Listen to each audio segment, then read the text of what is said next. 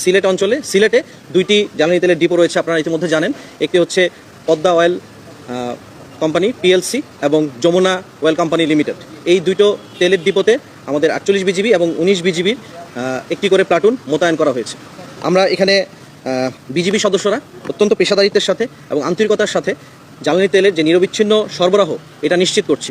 আমাদের এখানে 24/7 এখানে ডিউটি আছে অন্যান্য আইনশৃঙ্খলা বাহিনীর সাথেও, এবং এই ডিপো দুটোর যে প্রশাসনিক দায়িত্বে যারা আছেন এবং তাদের নিজস্ব নিরাপত্তা ব্যবস্থা যেগুলো রয়েছে তাদের সাথে আমরা সমন্বয় করে এখানে জ্বালানি তেলের যে সরবরাহ এটা নিশ্চিত করছি।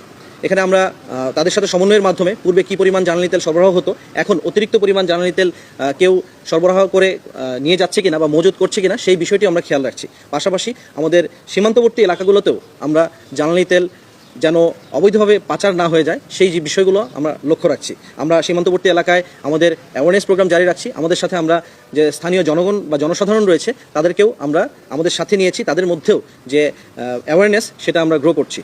বিশেষ করে আপনারা জানেন যে সিলেটে আমাদের দায়িত্বপূর্ণ এলাকার ভিতরে বেশ কিছু আইসিপি এবং এলসিপি রয়েছে। এই এলসিপি বা ল্যান্ড কাস্টম পোর্টগুলোতে আমরা এক্সপোর্ট এবং ইম্পোর্টের জন্য কিছু যানবাহন ব্যবহার করা হয়, যেগুলো ট্রাক বা লরি ব্যবহার করা হয়।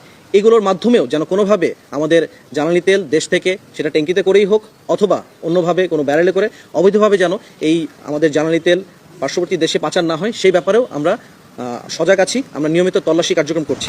সিলেটে আমাদের যে জ্বালানি তেলের সরবরাহ এটা স্বাভাবিক আছে এবং আপনাদের মাধ্যমে আমরা জনগণের কাছে এই মেসেজটা পৌঁছে দিতে চাই যেন সবাই প্যানিক না হয়। অনেক সময় দেখা যায় প্যানিক হওয়ার জন্যই কিন্তু আমরা অতিরিক্ত জ্বালানি তেল এটা গ্রহণ করার চেষ্টা করি এবং সেই জন্যই কিন্তু একটা অতিরিক্ত মজুদের একটা প্রয়াস তৈরি হয় বা অপচেষ্টা তৈরি হয়। তো আমরা এই অতিরিক্ত মজুদের অপচেষ্টা তৈরি করব না।